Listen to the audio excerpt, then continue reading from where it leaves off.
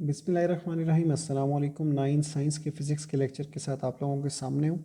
हम लोगों ने सेकंड चैप्टर के प्रॉब्लम स्टार्ट कर लिए थे, जिसमें से हम लोगों ने पहले 3 कवर किए थे अपने पिछले लेक्चर में। तो अभी हमारे जो है वो चौथा, पाँचवा, छठा, सातवां, आठवां 5 न्यूमेरिकल्स यहाँ पे रहते हैं।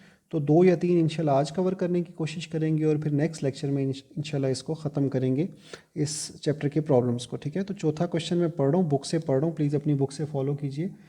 A tennis ball is hit vertically upward with a velocity of 30 metre पर सेकेंड। एक टेनिस की बॉल को 30 मीटर पर सेकेंड की स्पीड से अमूदन ऊपर की तरफ हिट लगाई गई। मैं उर्दू की भी बुक से पढ़ रहा हूँ, ठीक है। It takes 3 second to reach the highest point. बुलंद तरीन मुकाम तक पहुँचने में इसको 3 सेकेंड लगे, ठीक है। Calculate the maximum height reached by the ball. Ball जितनी ज़्यादा से ज़्यादा बुलंदी तक गई वो मालूम कीजिए। How long it will take to return to ground. ज़मीन पर वापस आने में वो कितनी देर लगाएगी। एक टेनिस बॉल को ज़मीन से ऊपर की तरफ हिट किया गया, ऐसे ऊपर की तरफ हिट किया गया, वर्टिकली अमूदन ऊपर की तरफ। इसकी इनिशियल वेलोसिटी जो यहाँ से जिस स्पीड से भेजा गया वो 30 मीटर पर सेकंड थी, ठीक है। अच्छा, अब जब कोई भी चीज़ ऐसे ऊपर की तरफ फेंकी जाती है ना, तो जब वो ऊपर जाकर ऐसे कर्व की शक्ल में लाइक नीचे आएगी, ठीक है, इतना ज़्यादा शायद ना घूमे, लेकिन जब वो नीचे आएगी तो यहाँ एक लम्हे के कुछ हिस्से के लिए लाइक वो स्टॉप कर जाएगी। तो अगर मैं सिर्फ इतने हिस्से की बात करूँ तो यहाँ से यहाँ पहुँचते हुए जो वी एफ होगी वो ज़ीरो हो जाएगी, ठीक है। इसके दौरान उसने कहा है कि टाइम उसे 3 सेकंड लगता है, ठीक है, टाइम उसको 3 सेकंड लगता है। नीचे से ऊपर जाते हुए ये 3 सेकंड लिखा हुआ है। अब आपने ये बताना है कि ये हाइट कहाँ तक गई है, कितनी हाइट तक गई है। हाइट इसलिए क्योंकि ऊपर की तरफ है, वरना है ये डिस्टेंस ही, बॉल यहाँ से यहाँ जा रही है तो है ये डिस्टेंस ही जो उसने ट्रेवल किया है, लेकिन वो हाइट इसलिए है क्योंकि ऊपर से नीचे या नीचे से ऊपर की तरफ जाते हुए हम हाइट की बात करते हैं, ठीक है। तो हमने हाइट मालूम करनी है और हाउ लॉन्ग, वो कितना वक्त लेगी ज़मीन पर वापस आने में, मतलब नीचे से ऊपर गई और फिर ऊपर से वापस आई। वैसे ये तो सीधा सा सवाल है कि हमने 3 सेकंड में उसे ऊपर भेजा तो 3 ही सेकंड में वो वापस नीचे आएगी। बहरहाल आपने जाने और आने दोनों का कुल टाइम मालूम करके बताना है कि वो कितनी देर लगाएगी ज़मीन पर वापस आते हुए। ये आपका सारा एक्सप्लेनेशन के लिए था, रफ था, ठीक है। एक बात आप लोगों ने याद रखनी है, जब भी आपकी कोई चीज़ ज़मीन से ऊपर की तरफ या ऊपर से नीचे की तरफ फेंकी जाएगी तो आपके उस सवाल के अंदर एक्सेलरेशन की जगह ग्रेविटेशनल एक्सेलरेशन कंसीडर किया जाएगा, जिसकी value 10 metre per second square जो है वो ज़ुबानी आपने याद रखनी है। सवाल में दी हुई हो तो अच्छी बात है, ना दी हुई होगी तो आप लोगों को ये ज़ुबानी पता होनी चाहिए। अब जैसे मैंने आपको यहाँ एक्सप्लेन किया तो वी आई आपकी 30 मीटर पर सेकंड है, वी आई 30 मीटर पर सेकंड है। आप ऐसे भी लिख सकते हो और ऐसे भी लिख सकते हो, ठीक है। अच्छा, मैं यहाँ एक बात बता दूँ कि ये मैं पहला पार्ट यानी हाइट मालूम करने वाला हूँ, ठीक है, उसके लिए मैं ये डाटा लिख रहा हूँ। अच्छा, वी आई हो गया 30 मीटर पर सेकेंड, वी एफ आपकी 0 हो गई, ठीक है, 0 मीटर पर सेकेंड। उसके बाद टाइम जो है वो इस दफ़ा 3 सेकेंड्स है, ठीक है। और आपने मालूम करनी है हाइट, जो मैं बता चुका हूँ कि डिस्टेंस ही है, ठीक है। तो अगर मैं एक दफ़ा फिर आप लोगों को याद करवाने के लिए मोशन की इक्वेशंस लिख दूँ, v f is equal to v i plus a t, s is equal to v i t plus half a t square और 2as is equal to v f square minus v i square, ठीक है। तो यहाँ क्योंकि अब height की बात आ रही है, ऊपर से नीचे, नीचे से ऊपर, तो एक्सेलरेशन नहीं बल्कि ग्रेविटेशनल एक्सेलरेशन कंसीडर किया जाएगा। तो इसलिए v f is equal to v i plus g t, s is equal to v i t plus half g t square, two g s is equal to v f square minus v i square, ठीक है।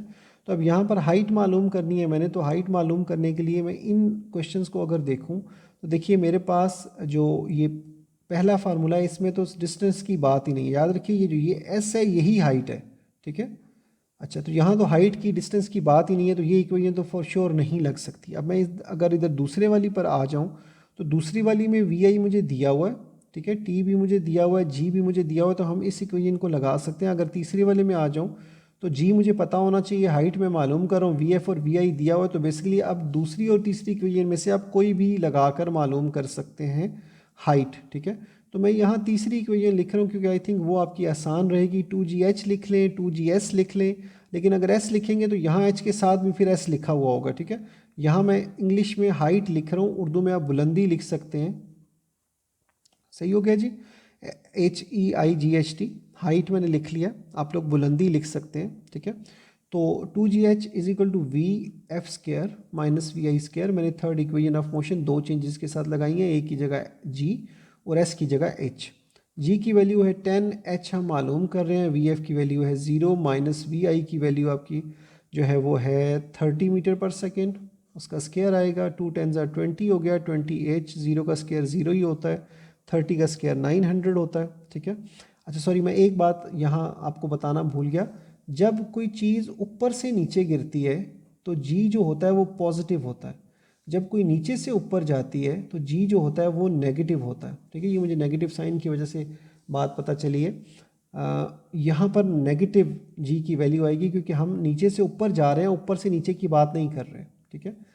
Sorry, ये आप लोगों को सही नज़र नहीं आया, जब ऊपर से कोई चीज़ नीचे आती है तो जी की वैल्यू पॉजिटिव होती है, जब नीचे से कोई चीज़ ऊपर जाती है तो जी की वैल्यू नेगेटिव आती है, इसलिए मैंने यहाँ नेगेटिव डाला है क्योंकि हम नीचे से ऊपर जा रहे हैं, ऊपर से नीचे का अभी तज़किरा नहीं हुआ, इसलिए हमारी जी की वैल्यू माइनस है। तो यहाँ पर जी की जगह -10 लिखना था और ये -20 बनता, अगले स्टेप में -20h तो वैसे ही रहेगा, लेकिन ये 0 में से -900 तो -900 बच जाएगा क्योंकि 0 कोई फ़र्क नहीं यहाँ डाल सकता, प्लस माइनस में माइनस माइनस दोनों तरफ है, क्रॉस हो जाएगा, तो बाकी बच जाएगा 20h बराबर है 900। वैसे भी अगर साइन माइनस आ जाता तो डिस्टेंस जो होता है वो माइनस में नहीं होता, तो हम उसे इग्नोर कर सकते थे, पर यहाँ पर 20 उधर जाकर डिवाइड हो गया और 20 जब डिवाइड होगा तो ये 45 मीटर्स आपका आंसर आ जाएगा, और बुक में आपका आंसर भी 45 मीटर्स ही लिखा हुआ है, ठीक है। अब जो दूसरी चीज़ है यानी टाइम आपने मालूम करना है 6 सेकेंड्स, उसके लिए अगर मैं डाटा लिखूं, दूसरी पार्ट के लिए अगर मैं डाटा लिखूं तो देखिए अब हम नीचे से ऊपर और ऊपर से नीचे दोनों तरफ की बात कर रहे हैं, यानी यहाँ से जब बॉल ऊपर फेंकी गई है तो वो वापस जब ज़मीन पर आकर टकराएगी तो इस सारे में टाइम पूछा गया, ठीक है। तो यहाँ पर एक बात जहन में रखिएगा कि अगर हमें यहाँ का टाइम पता है, इस हिस्से का टाइम पता है, तो अगर हम वापसी का टाइम निकाल लें तो हम दोनों को ऐड कर लेंगे ज़ुबानी, ठीक है। रफली तो ऐसे कहा जा सकता है 3 सेकंड जाते हुए 3 सेकंड आते हुए, लेकिन हवा है, ग्रेविटी है, हर चीज़ की वजह से असर पड़ सकता है, फ़र्क पड़ सकता है। 3 सेकंड तो इतना ज़्यादा टाइम नहीं होता, पॉइंट्स में ही फ़र्क पड़ेगा, लेकिन हम प्रॉपर कैलकुलेट कर लेंगे। लेकिन याद रखिएगा अब जब इसके हिस्से की बात करेंगे, यहाँ से लेके यहाँ तक की बात करेंगे, तो इसमें ये इनिशियल पार्ट हो जाएगा, ये फाइनल पार्ट हो जाएगा, यानी यहाँ वी आई आ जाएगा और यहाँ वी एफ आ जाएगा। तो जो वी एफ यहाँ ज़ीरो थी यानी गेंद रुकी थी, और वहाँ जाके वो वी आई ज़ीरो हो जाएगी, और वी एफ जो है वो उसका जिक्र नहीं है, यहाँ पर क्या वेलोसिटी आएगी उसका जिक्र अभी हमारे पास ख़त्म हो जाएगा, ठीक है। तो उसके मुताबिक अब मैं डाटा लिखने लगा हूँ ऊपर से नीचे आने के लिहाज से, ठीक है। तो सबसे पहले तो जी जब ऊपर से नीचे आता है तो plus 10 metre per second square लिखोगे, चाहे आप ऐसे लिखें चाहे बीच में डिवीजन का साइन डाल के इसे +2 लिख लें। अब वी आई जो है वो आपकी 30 नहीं है बल्कि 0 मीटर पर सेकेंड है, आप इसको ऐसे भी लिख सकते हो मीटर पर सेकेंड को, और ऐसे भी लिख सकते हो, ये मैं बार बार आप लोगों को बता रहा हूँ, ठीक है। तो वी आई हो गया आपका 0, ठीक है, जी हो गया आपका 10, और डिस्टेंस या हाइट क्योंकि आप निकाल चुके हो 45 मीटर, एस या हाइट जो है वो 45 मीटर्स है, ठीक है, और आप टाइम मालूम करने वाले हो। अब यही तीन इक्वेशंस अगर आप देखोगे तो देखो यहाँ तो आपको वी एफ पता होगा तो आप ये इक्वेशन लगा सकते हो, इसमें तो टाइम का जिक्र ही नहीं है वैसे भी, और वी एफ आपको पता नहीं है इस केस में, ऊपर से नीचे आने वाले केस में, यहाँ से नीचे आने वाले केस में आपको वी एफ का पता नहीं है, ठीक है। तो यहाँ तो टी का भी जिक्र नहीं है तो आप मालूम नहीं, इसको नहीं इस्तेमाल कर सकते, टी निकलेगा ही नहीं, और यहाँ पर वी एफ होने की वजह से, और इधर दूसरी रीज़न ये भी है कि वी एफ तो सिर्फ एक ही इक्वेशन बच जाती है आपके पास इस्तेमाल होने वाली, h is equal to v i t plus 1/2 या हाफ जी टी स्क्वायर, ठीक है। हम यहाँ पर एच की वैल्यू कैलकुलेट कर, सॉरी एच की वैल्यू हमारे पास दी हुई है वो है 45 जो हमने बेसिकली आगे कैलकुलेट की थी। वी आई की वैल्यू 0 है इंटू टी क्वेश्चन मार्क है, टी हम मालूम कर रहे हैं, जी की वैल्यू 10 है, टी हम मालूम कर रहे हैं, 45 एज इट इज़ रहेगा, 0 के साथ मल्टीप्लाई होकर ये 0 हो जाएगा, 2 1 ज़ा 2 2 5 ज़ा 10, बाकी 5 बचेगा और साथ में टी स्क्वायर आ जाएगा, ठीक है। 0 ऐड होगा 5 टी स्क्वायर में तो 5 टी स्क्वायर और इज इक्वल टू 45, इसको दोनों साइड्स आप बदल के ऐसे लिख सकते हो 5 t square is equal to 45, ठीक है। अब यहाँ से 5 उधर जाकर डिवाइड हो जाएगा तो 45 डिवाइडेड बाय 5 आपके पास टी स्क्वायर का आंसर आ गया 9 स्क्वायर, ख़त्म करने के लिए आप स्क्वायर रूट लोगे तो स्क्वायर रूट कटेगा तो टी का आंसर आ गया 3, ठीक है। वैसे आप लोगों को पता है कि स्क्वायर रूट हटता है तो साथ में प्लस माइनस लगता है, ठीक है। लेकिन यहाँ मैं आप लोगों को बताता चलूँ, जैसे मैंने आपको पहले बताया था कि हाइट जो है वो माइनस में नहीं होती। तो देखिए अगर मैं आपको कहता हूँ कि यहाँ से यहाँ जाते हुए हमें 2 सेकेंड्स फ़र्ज़ करो लगते हैं, और यहाँ से यहाँ जाते हुए फ़र्ज़ करो 1 सेकेंड लगता है, और यहीं रहते हुए हमें अगर 0 सेकेंड लगता है, तो ऐसा कोई काम नहीं है जो 0 सेकेंड में हो जाता हो। अगर मैं उर्दू में एक जुमला बोलूँ कि कुछ ना करने का वक्त 0 सेकेंड है, तो ये बात दुरुस्त है। लेकिन 0 से कम सेकेंड में तो बात हो ही नहीं सकती, मतलब टाइम नेगेटिव में होता ही नहीं है। तो इसलिए हमने यहाँ पे +-3 की जगह सिर्फ +3 लिखा है, ठीक है। तो ये आपका वापसी का वक्त हो गया, वो आपका ऊपर जाने का वक्त था, 3-3 सेकंड ही आया है। उसी तरीके से आपने कुल वक्त मालूम कर लेना। मैं अगले पेज पर नहीं जाना चाह रहा ताकि आप लोग आराम से इधर ही नोट कर लें सारा। तो कुल वक्त जो है 3+3 करके आप 6 सेकंड्स लिख दोगे, जो आपके दूसरे पार्ट का आंसर हो जाएगा, और बुक में भी आपके दूसरे पार्ट का आंसर 6 सेकंड्स ही दिया हुआ है, ठीक है। तो आप प्लीज़ इसको नोट कीजिए अपने पास। मैं पहले आप लोगों को ऊपर दिखा रहा हूँ, आप लोगों को ज़रूरत नहीं है, मैं अगर पेज आगे कर भी दूंगा तो आप लोग यहाँ वीडियो पॉज कीजिए, ये सारा हिस्सा नोट कीजिए। उसके बाद जो है वो मैं नीचे कर रहा हूँ, अब आप नीचे वाले हिस्से पर वीडियो को पॉज कीजिए और आराम से सारा हिस्सा ये वाला नोट कर लीजिए। तो इस तरह हमारा ये चौथा क्वेश्चन पूरा हो जाता है, ठीक है। पांचवा क्वेश्चन मैं देखता हूँ, थोड़ा सा आपको समझाता हूँ, और मेरे ख्याल से पांचवा क्वेश्चन मैं आप लोगों को एज होमवर्क दूंगा, और उसके बाद बेसिकली आप लोगों का काम ख़त्म हो जाएगा आज के लिए, ठीक है। आई होप आप लोगों ने वीडियोस पॉज करके ऊपर नीचे सारा नोट कर लिया होगा। तो I am going to the next page, और यहाँ मैं पाँचवें क्वेश्चन से रिलेटेड आपको एक्सप्लेन करने लगा हूँ। पाँचवा क्वेश्चन पढ़ रहा हूँ, ज़रा ये मुख्तसर समझाऊंगा, उतनी तफसील से नहीं समझाऊंगा जितनी तफसील से चौथा क्वेश्चन समझाया। A car moves with uniform velocity of 40 metre per second for 5 seconds. एक कार जो है वो 5 सेकंड तक 40 मीटर पर सेकंड की यूनिफॉर्म वेलोसिटी से चल रही है। इट कम्स टू रेस्ट, वो रुक जाती है इन द नेक्स्ट 10 सेकंड्स, अगले 10 सेकंड में, विद यूनिफॉर्म डीसेलरेशन। डीसेलरेशन से मुराद है कि एक्सेलरेशन माइनस में है, गिर रहा है, ठीक है। अच्छा, आपने एक तो डिसेलरेशन मालूम करना है कि क्या एक्सेलरेशन है, किस एक्सेलरेशन से वो रुकी है, और टोटल डिस्टेंस उसने कितना ट्रैवल किया है, ठीक है।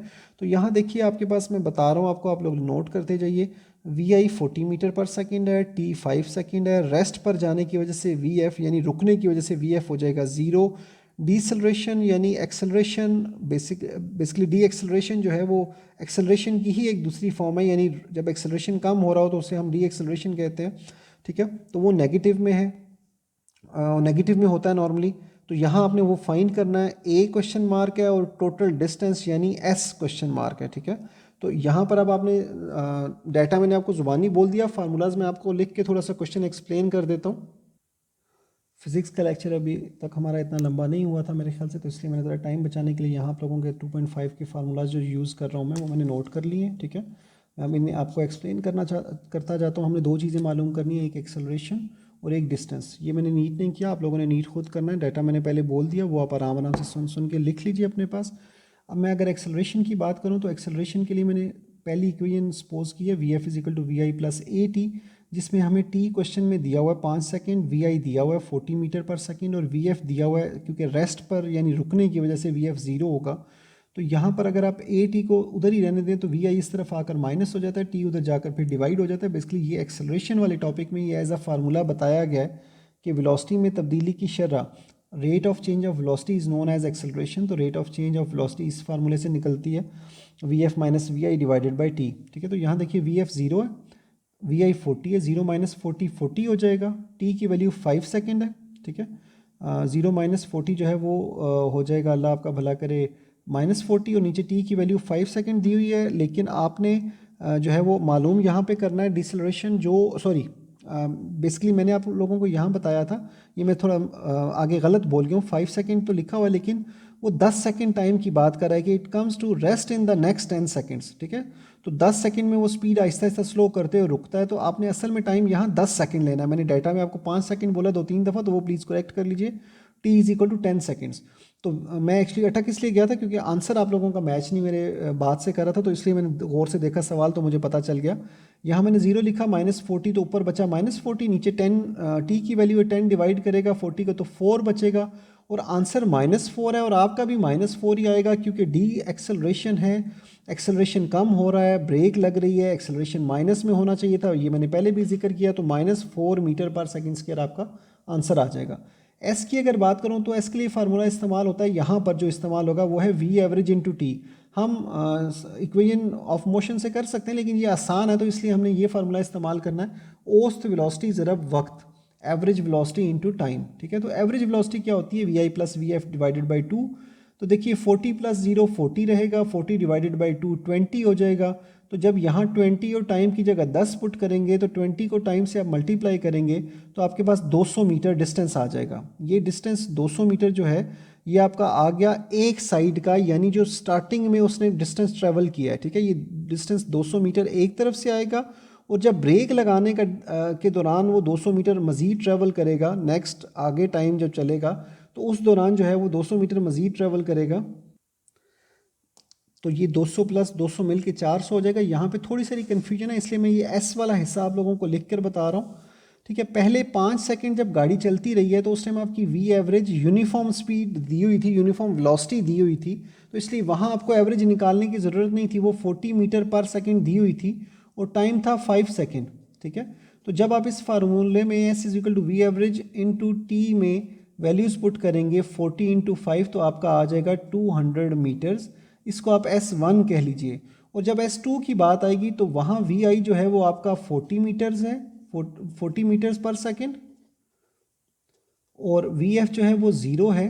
तो V एवरेज आपका निकलेगा VI plus VF divided by 2, तो वो हो जाएगा 40 प्लस 0 डिवाइडेड बाई 2, तो ये आपका 20 मीटर पर सेकेंड आ जाएगा।